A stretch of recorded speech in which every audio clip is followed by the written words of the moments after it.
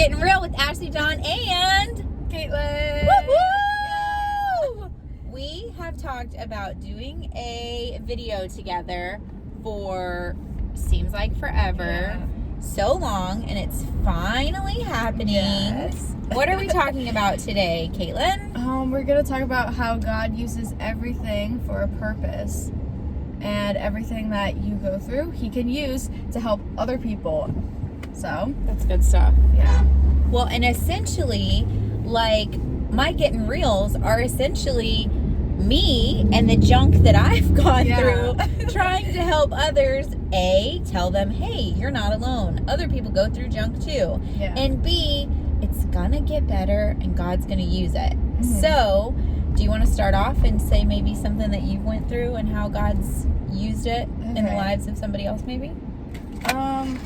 Okay, well I guess this example doesn't really apply to like how it's helped other people yet, but for me, it's been like, okay, one example could be like, well, my parents got divorced back in 2016 or 2017, and it was really hard for all of us. It was hard for me, it was hard for my mom, everybody, obviously, divorces are hard. And at first, it was not easy to be around like my stepmom and her kids.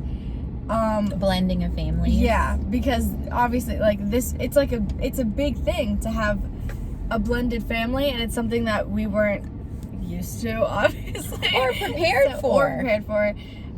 So yeah, that was hard. But then as like the years went on and we got closer to them, we ended up being so close to my step-siblings and like gaining siblings, I guess. Like we gained new siblings and we gained new relationships, and it was kind of like God put a blessing in that. Like through the divorce, we also gained new siblings, and so yeah, now we're all like, me and my step-siblings are like all super close to each other. That's and awesome.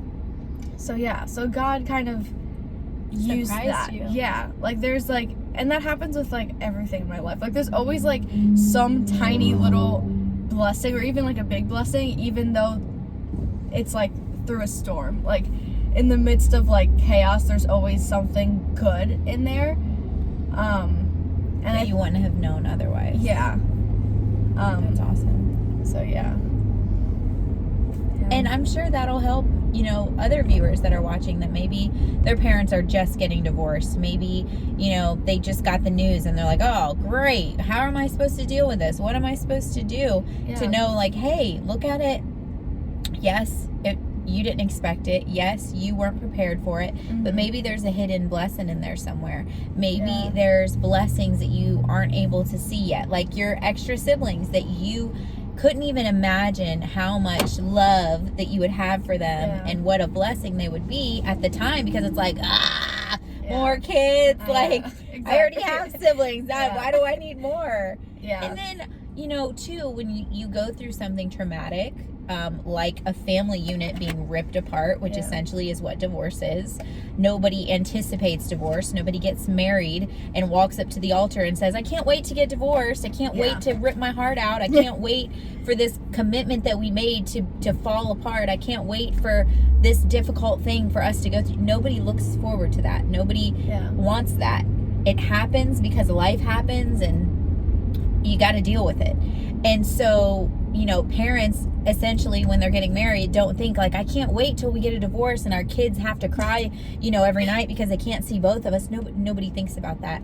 So when you're in it, each person is carrying around their own bag of trauma. Their own failed expectations and hurts and memories or things that they want to happen that aren't. Like you realize, okay, my mom and dad are not going to be at every event anymore. They're not going to be this happy family that I thought we used to be. And so you have your own bag of hurt. Each one of your siblings have their own bag of hurt. The new family, when there's a remarriage, they're carrying around their bags of hurt, and everyone's got these bags of hurt. And it's so easy to lash out at each other, or to look at, well, my bag of hurt's bigger than your bag. You don't know what I'm going through. I was older when I went through this. You were younger, you know, but everyone's bag of hurt hurts them the same. Yeah, it's all valid. Like, my bag of hurt isn't more important than your bag of hurt. Yeah. Just because I'm older than you. Uh-huh. I don't know how much pain you've walked through. And you don't know how much pain I've walked through. But God does. God knows how much pain there is. And he's going to, it says in the Bible, he stores every tear. And he returns them for the oil of gladness. And he gives them back for joy. So he takes your tears, he takes your pain, and he gives you joy in return. Yeah. And I just think what you said about your siblings, like, you had all these tears and you were broken and you hurt from something that was hard that you walked through. Yeah. But God brought you so much joy in your siblings and in the new family that he was merging. Yeah. I think about, you know, different things that I've walked through. Maybe it was a breakup, you know, that you just can't see a friendship, that you just love your friend. You have this best friend and you just think you're going to be best friends forever.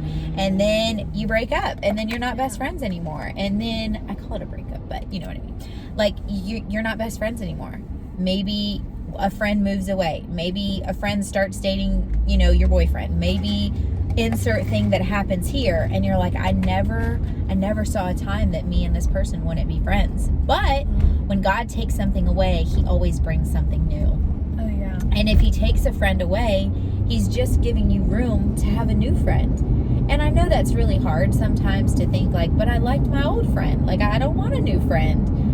I think about when I was a little girl and my dog died. I made a promise that I would never get another dog because I felt like it would hurt my dog that died. Oh. But God was opening my heart. He was giving room for a new dog to be in my life. And so we did get Chevy. And I had him for almost 19 years. And he was the biggest blessing. And I look back and I'm like, what if I never got another dog?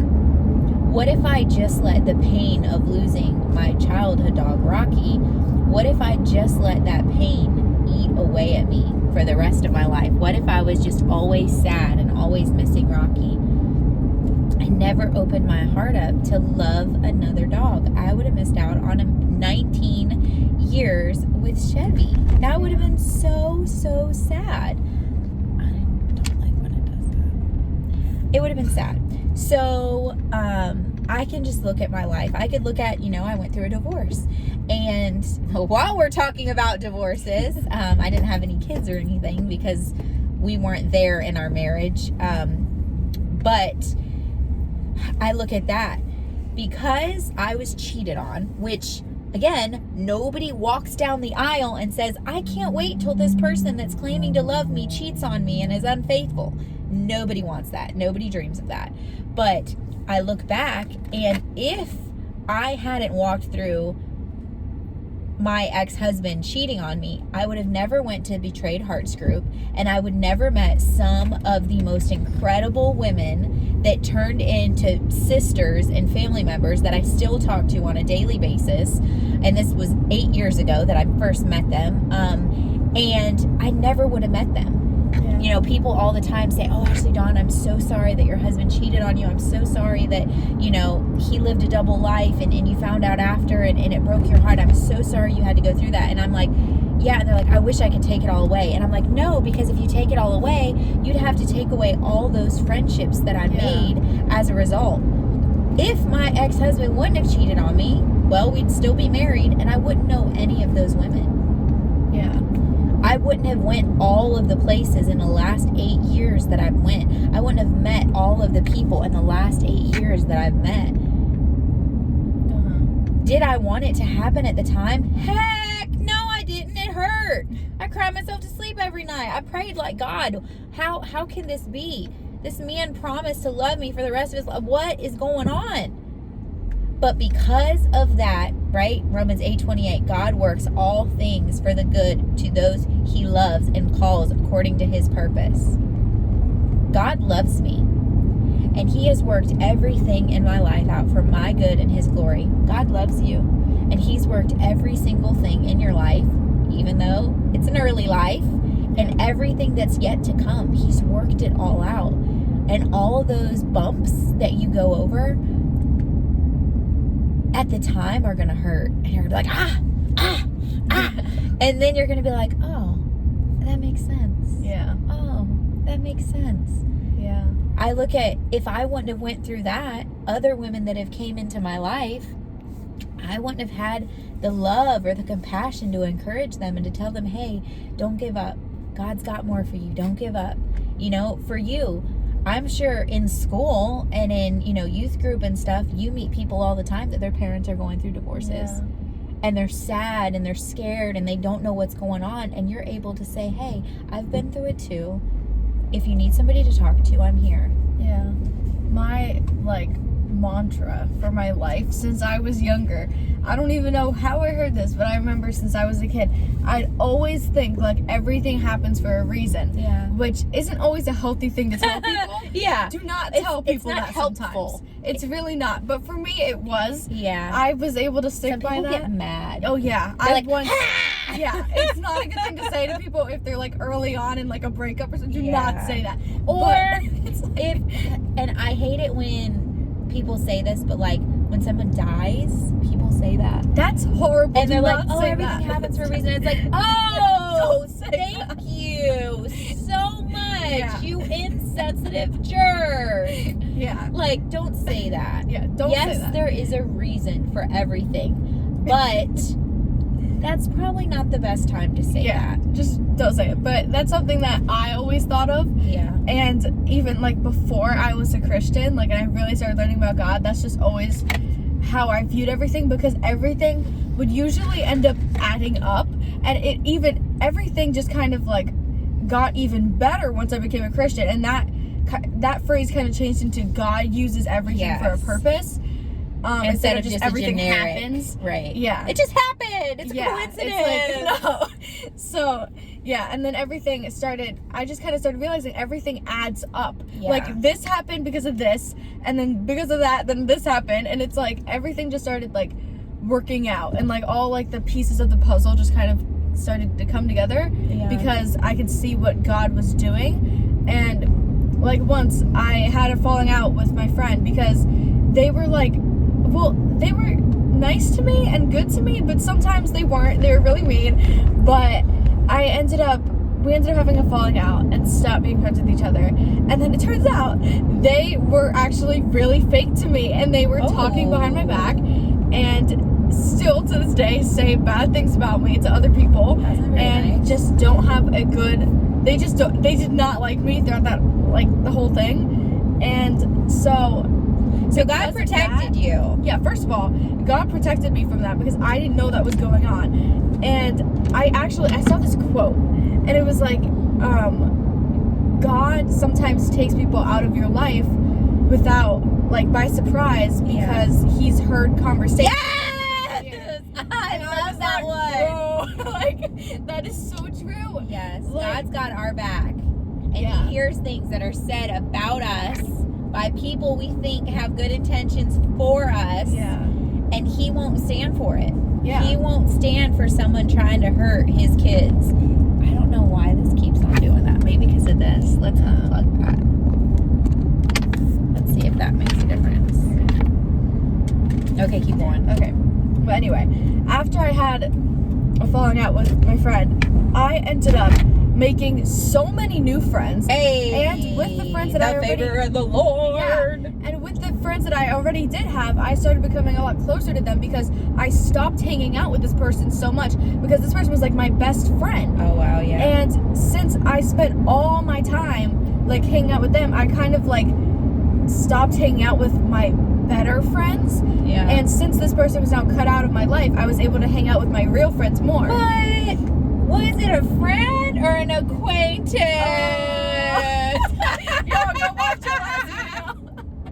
I mean, Yeah. I did post yesterday, friends and acquaintances. If you haven't watched it, just a shameless plug, go watch it, because some of the people in your life that you're thinking have your back, that you're thinking are your little besties, are acquaintances.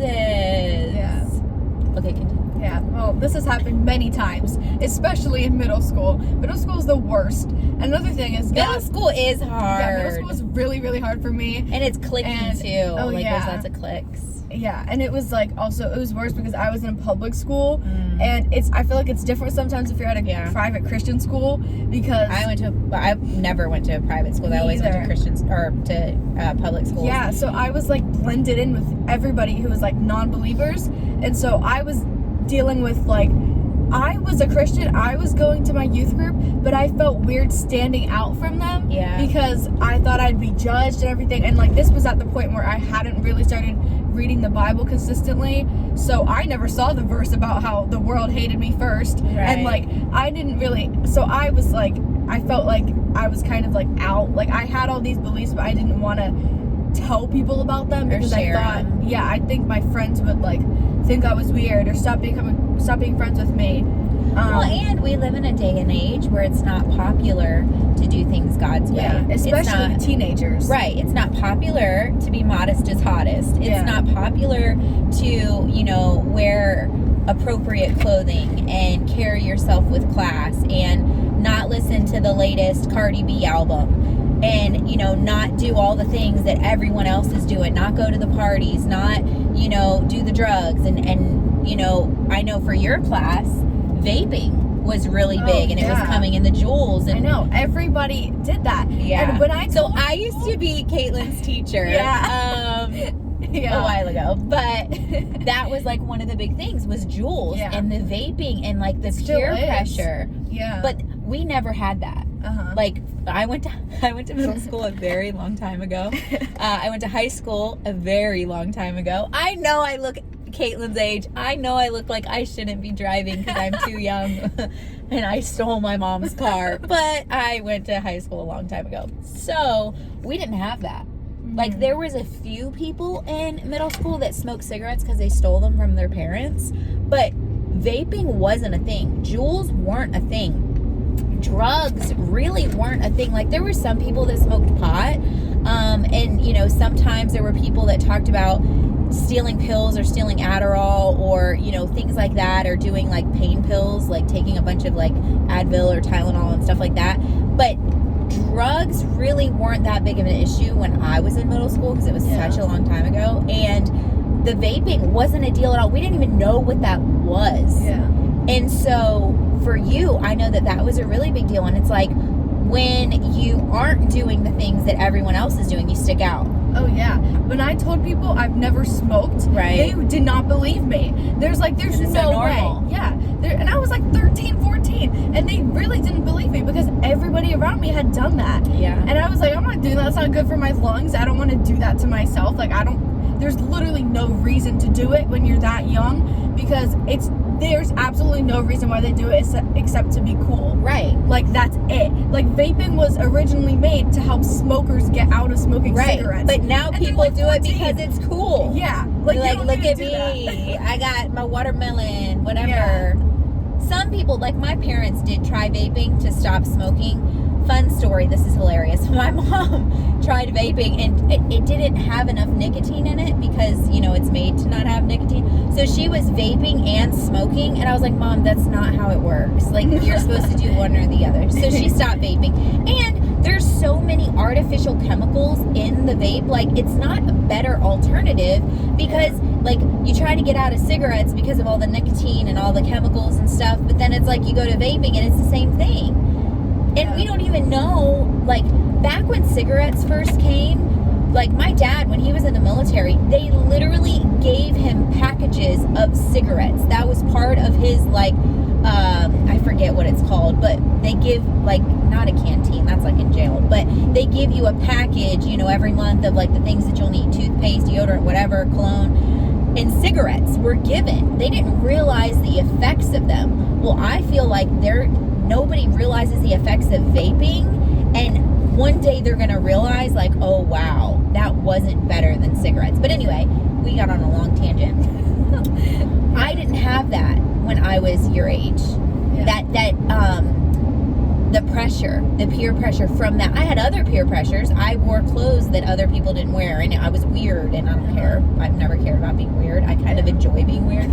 But I understand it. I didn't have a boyfriend, and I wasn't kissing boys, and so it was like, you don't have a boyfriend? Why not? Do you not like boys? You know, and it was like that big whole thing. And then I have never drank. And so that was always a big thing, especially not so much in middle school. There was a few people in middle school that drank, and like their parents were big drinkers, and so they had liquor cabinets and stuff. But like when I went to high school, it was such a big deal that I didn't drink.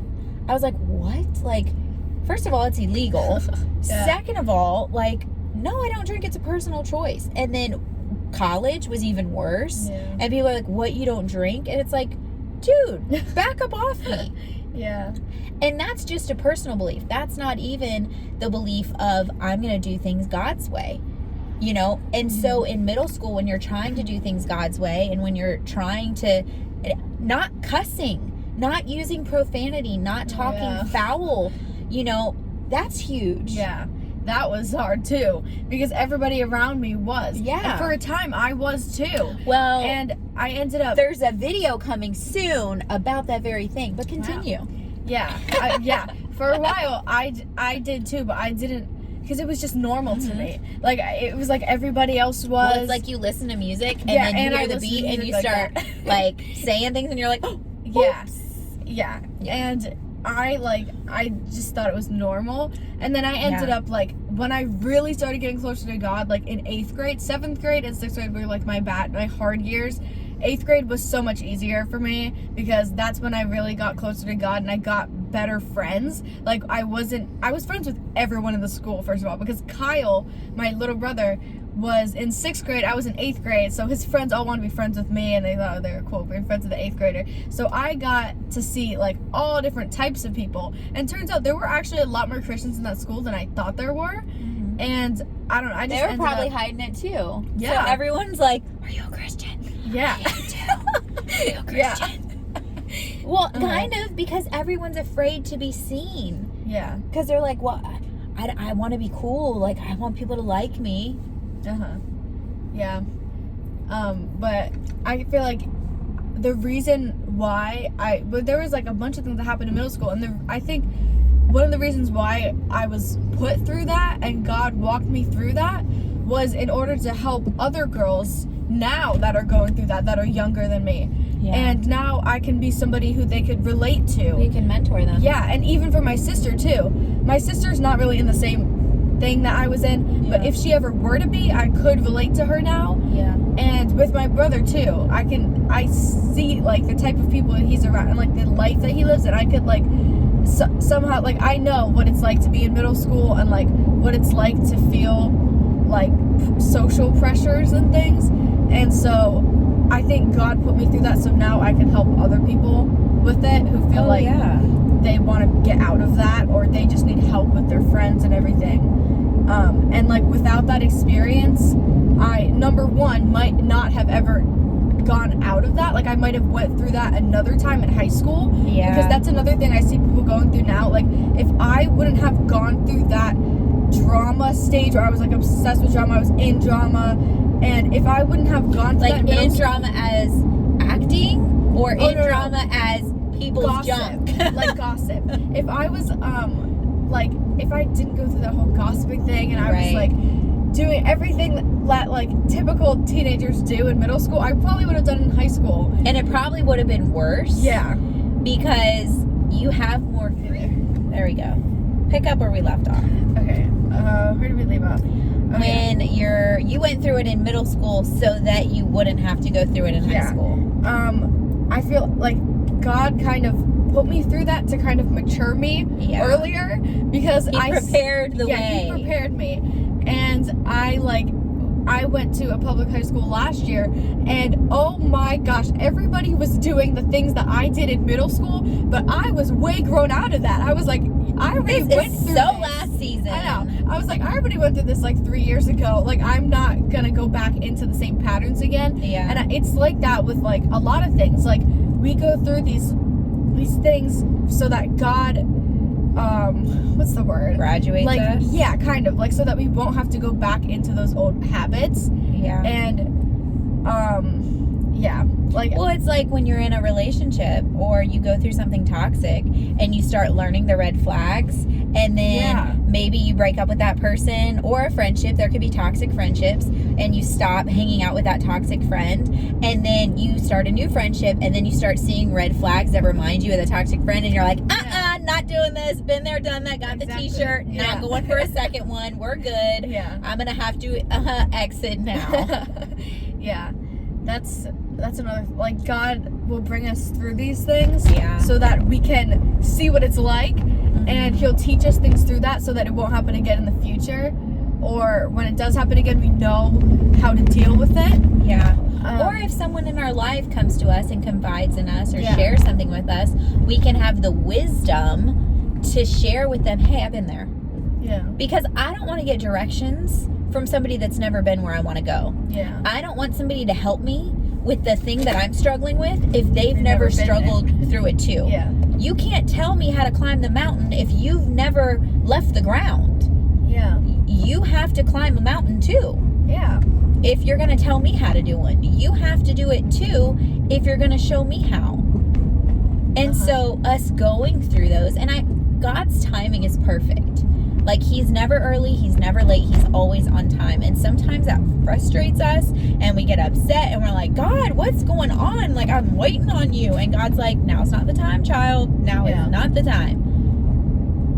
But sometimes it takes us going through something at the time that he wants us to, because later on in life, he's going to bring it back to our mind and we're going to be like, I've already been here before. Like, have you ever gone somewhere and then you're driving around and then you recognize the location? You're like, hey, I've been here before. Like, I remember that. It's the same thing with our life and with trials that we go through. It's like, I've been here before. Okay, I know what I'm dealing with a friendship, with a relationship. Maybe, you know, if your parents are dating and different guys or girls that your parents are dating, and then you're like, I know what kind of person you are. I've seen this before. You know, and God shows you. He kind of gives you a glimpse so that you're not as scared when it comes again. I feel like. Definitely. I am, like what I went through with my ex. Now my eyes are wide open and I'm not as naive, so that when guys come in, you know, saying all the right things and doing all the right things, but they're really the wrong things, they're just being hidden by a fake image and a fake facade, and, you know, I can be like, I smell something fishy. You're not telling the truth. Because I know what that looks like. And it's the same thing. God will prepare us for where we're purposed to go. Oh, there's a turtle. There's a turtle crossing the road. Somebody please don't hit it. I thought about pulling over and I'm like, these people fly through here. Like, I love you, turtle, but I do not want to get killed saving a turtle. Like, there's a million turtles in the world. There's only one Ashleydawn. I know that sounds selfish, but I mean, it is what it is. Turtles don't have fingerprints, okay? I do. That means I'm more important. Love turtles, but sorry. An animal has to eat, and sometimes if a turtle dies, another animal can eat. Nobody's gonna eat me. I mean, not in America. In other countries, people do that, which is so disgusting. That's another topic for another time. But Marsha Woolley has an incredible testimony about that. She was on a mission trip in Africa. Do you remember? Weren't you there? Didn't you come to Powhatan when she talked about that? Oh, yeah, I think so. Yeah, you were. Yeah, you were. But God prepares us. He prepares us. He prepares our heart. He prepares our mind. And he prepares us with the people he puts in our lives. It's not a coincidence. It's not an accident that God put me in your life when he did. It's not. He knew that you would need a big sister, a mentor in your life. It's not a coincidence God put mentors and big sisters in my life when I was your age, because I needed them. And honestly, a lot of the reason that I am a mentor, a lot of the reason for Inner Beauty Ministry and Inner Beauty 101 is because I'm trying to be what I needed when I was your age. Because it wasn't there. There wasn't a ministry with a real girl my age that was talking about real issues, especially in the church, because it was like all hush hush, like the virgin thing. It was like, if you're not a virgin, then you're trash, and if you make a mistake, then and God will never forgive you. Those are lies. God will forgive you. God loves you. He's got a purpose and a plan for you. Things that have been done to you, that is not your fault. God loves you, and he has so much more for you than rules and religion, and you have to be perfect and you have to fit in this box. Like, no, you don't have to fit into a perfect box. You are not perfect. God knows that. God never designed you to be perfect. But when I was growing up, it was either you're perfect or you're the devil. There was no in between. And so I wanted girls my age to see, hey, God loves you, and there's forgiveness for you, and there's redemption for you, and it's gonna get better. And there was nobody that I could talk to about things that concerned me. Like, I went to Bible studies. Oh, is that a taco place? Oh, we'll have to come back, because it is Taco Tuesday. We'll have to come back. Bookmark that in your mind. Because I was thinking, I want some yummy tacos, and I bet they got some yummy tacos. There's more tacos over here. Is that open? No, I don't think so. But what was I saying? Something so important. So important. Taco Tuesdays. That was very important. When I was growing up, there was nobody that was talking about boys. And talking about music and struggles and drugs and, drinking and peer pressure and what to do when you make a mistake, and what to do if you struggle, with negative thoughts, and mental health conversations really weren't a thing when I was growing up, And so I wanted to be somebody that could say, like, hey, I see you, I celebrate you, I love you, and I'm here if you want to talk.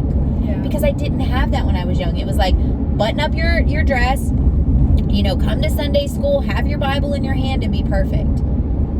And I was the daughter of two hippies that were covered in tattoos. I literally would spend my weekends going to tattoo conventions. And I would go to Sunday school, and I always felt like I was too churchy for the tattoo conventions, and I was too tattoo convention for the church, in that I didn't fit in anywhere. And I just wanted somebody that was like me. I just wanted somebody that loved Jesus, but that was a little kooky, that was a little different. That I went to this medieval festival when I was in middle school, and there was like princesses and princes, and they did a play. And when I was in middle school, I thought it was real. Do not make fun of me, but I did. I thought it was real. Well, I couldn't see myself as the princess. I am a princess, but I couldn't see myself in that role, and I couldn't see myself in the other roles. But there was one lady, her name was Looney Lucy, and she was the town crazy lady, and she had this little colorful wagon with all these fun toys in it, and I wanted to be her. And so I followed her around all day, and I was her little friend, and I had a lizard on a leash, and she had a lizard on a leash, and we were just the coolest people in town. And it really showed me a lot about myself, in that it's so hard to fit in, because we're not meant to fit in. We're meant to stand out. We're meant to be a little kooky. We're meant to be a little silly. Do you know the difference between that princess in the medieval play and Looney Lucy? Looney Lucy was herself. She wasn't pretending to be anything that she wasn't. She had her little wagon of toys, and she had her crazy clothes, and she was her full self. The princess had to be all polished and perfected. That's why I didn't feel like I could relate to her. And so when I was a little girl, I felt like there was nobody that I could relate to that loved Jesus. And so I always wanted to show girls that you can love Jesus and be silly. You can love Jesus and not be perfect.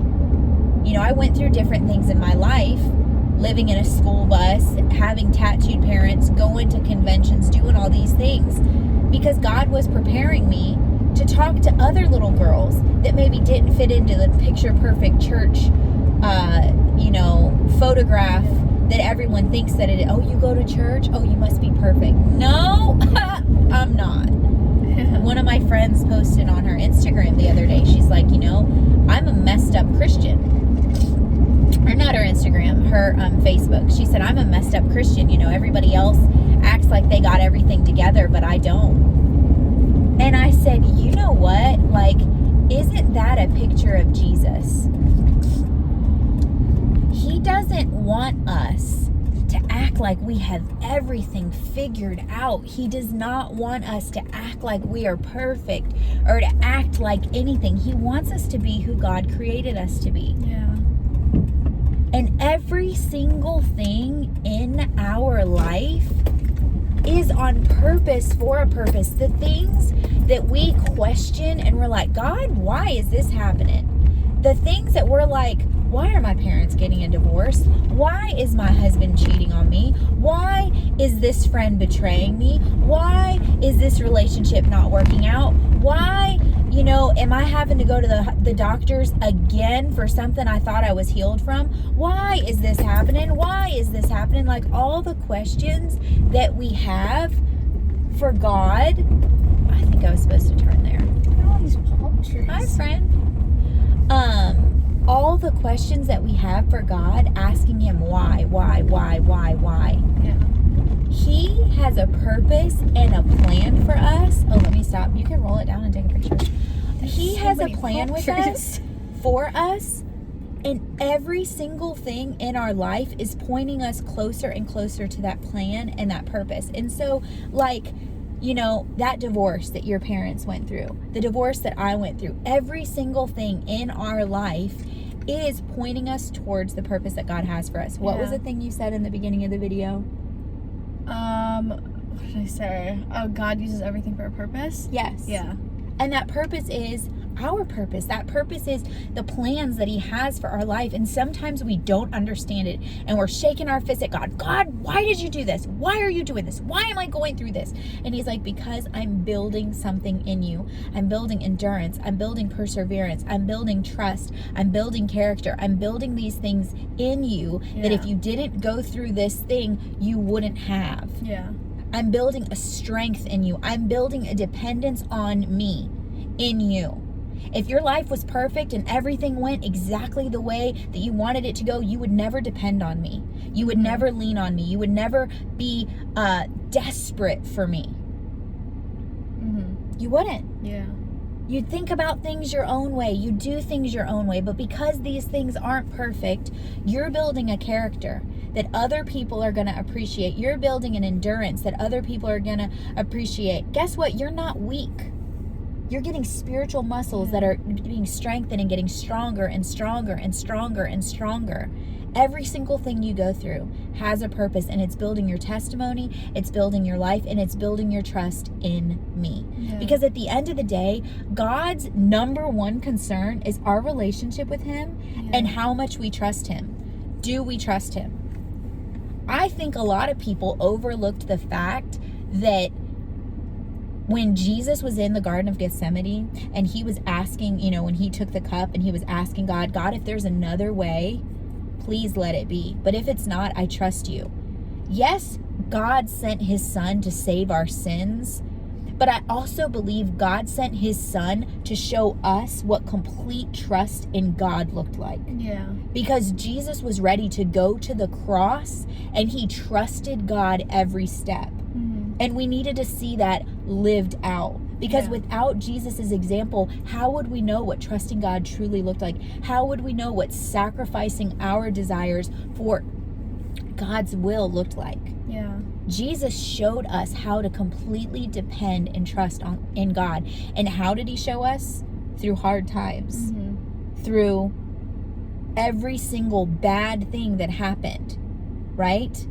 Through dying on the cross, through even before that with people spitting in his face and saying that he wasn't the true Messiah, and all the people that came against him. Every time somebody came against him, do you know that he had all the power? He could have literally snapped his fingers and angels could have broke their neck. But if he would have done that, it wouldn't have showed that he trusted in God. Because he turned the other cheek, because he acted out of obedience to God, it showed us that he trusted God when it was hard, when life was not easy. And it shows us that we need to do the same, that we need to trust God when we get those bad news, when we have a friend that falls out, when things happen. We have to trust God. Your plans for me have nothing to do with my comfort level, have nothing to do with my perfect little, American dream life that I, think in my head. And that's something I struggle with, because I have like this little picture that I've painted in my head that I'm like, God, my life needs to look like this. And God's like, no. Yeah.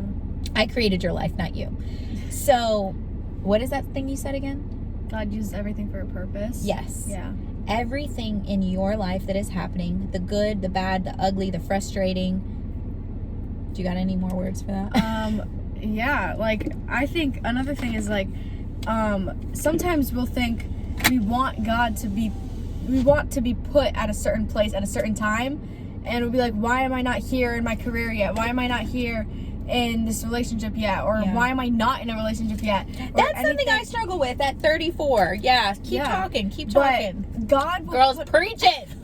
But God will put us in this path for a certain reason. And maybe he does have that thing at the end of the path, but we have to go take the path first in order to get to it. And we shouldn't doubt God while we're still walking through the path, because what was it? I heard, I don't know if you said it, but somebody said it, that like the path is, you shouldn't mistake the path for your destination, because God will take you on the path for a reason, to help you learn new things and gain his trust and stuff, everything like that, in order to get you to another place, in order to prepare you for that big thing that he might have for you. Yeah. And we shouldn't doubt that God doesn't have that just because the path might not be pretty, because it's, like, God always has good things in store for those that love him, and he's not gonna bring us through something horrible with nothing in return, like without a reward. Yeah. Like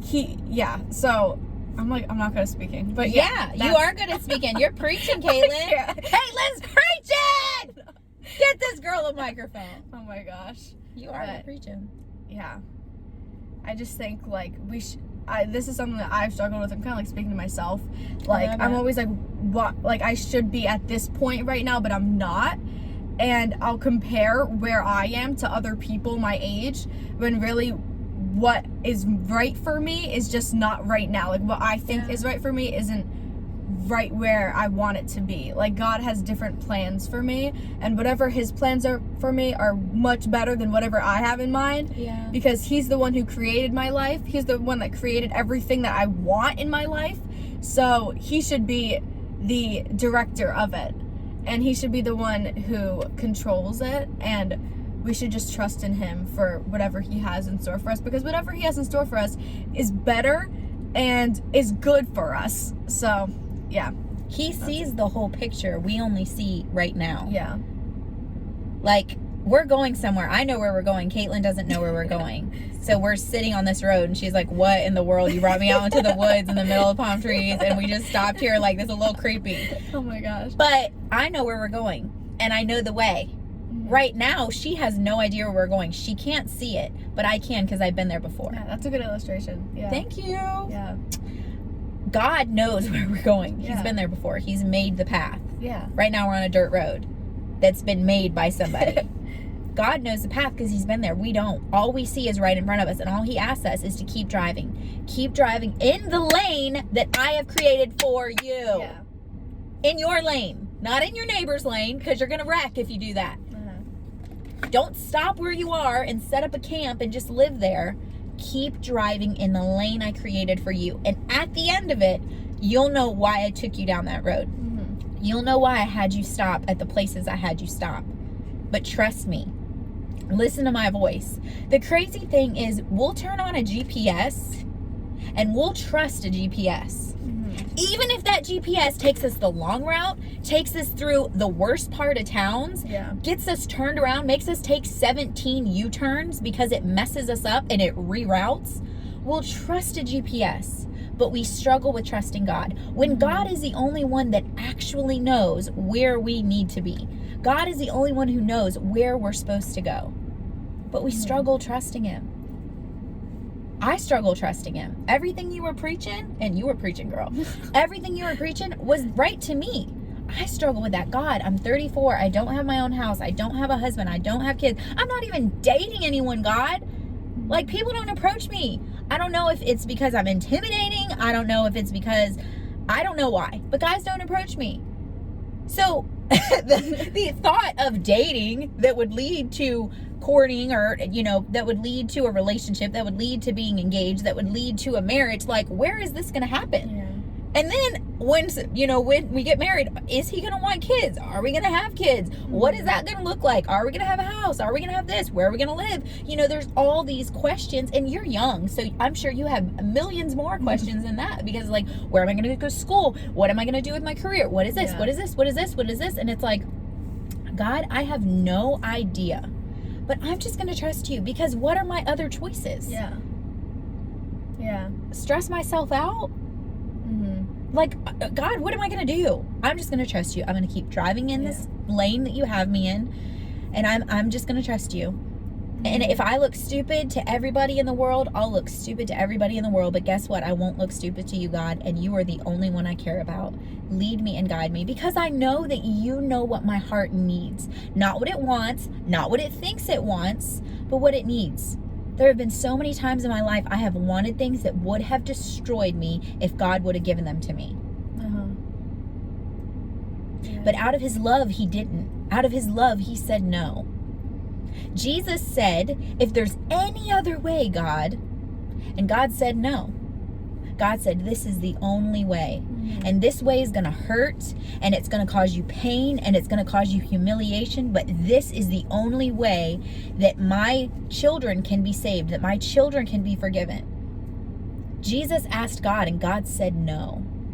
So if God said no to Jesus, God's going to say no to us, because he knows the outcome. He knows the end result. He knows the purpose and plan that he has for our life, and every single thing that happens to us, through us, around us, has a purpose, and that purpose is good. Yeah. We just have to trust that it's good, and we have to trust that even if it's not good, he's going to bring good out of it somehow. Yeah. That's all I got. Yeah. You got anything else? No. Everything that's happening in your life has a purpose. Has purpose. You can trust him. You can trust him. You can trust him at 34, and you can trust him at not 34. Yeah. Oh my gosh. You can trust him.